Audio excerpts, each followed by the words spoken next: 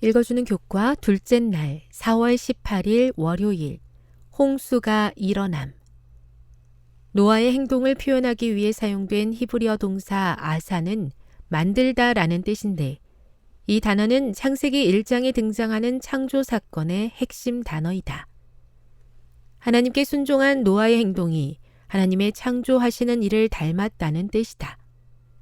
이와 같은 연관성을 통해 우리가 깨달을 수 있는 것은 홍수가 단지 하나님께서 인간을 벌하시는 사건이 아니라 하나님께서 우리를 살리시기 위한 일이라는 것이다.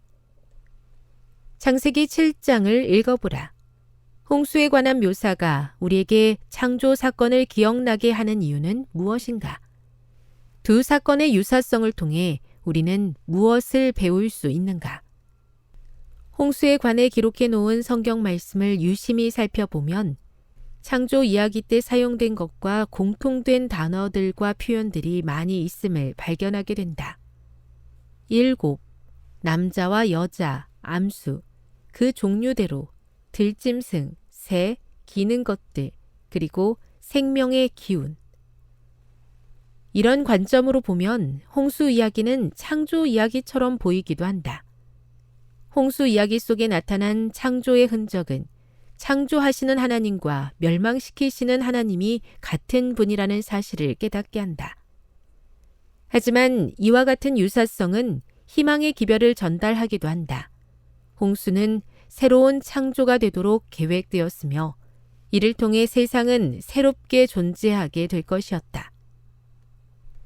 창세기 7장에 나타난 물의 움직임은 홍수를 통한 재창조가 창세기 1장에 기록된 창조의 행위를 정반대로 뒤집는 것임을 보여준다.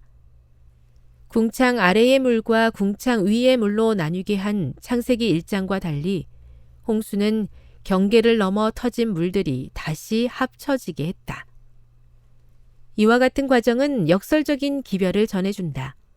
하나님께서는 앞으로 일어날 새 창조를 위해 전에 있던 것을 파괴하셔야 한다. 새로운 지구를 창조하기 위해서는 옛것이 파괴되어야 한다. 홍수 사건은 인류 역사 끝에 다가올 세상의 구원을 예표한다.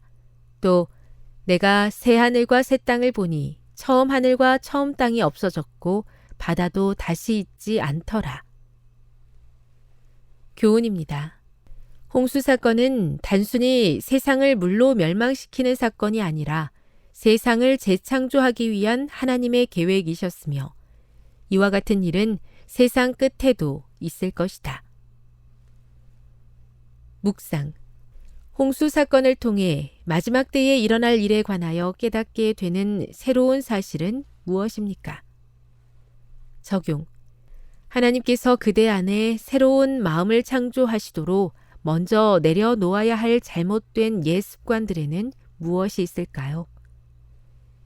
영감의 교훈입니다. 더 아름답게 단장될 에덴 동산.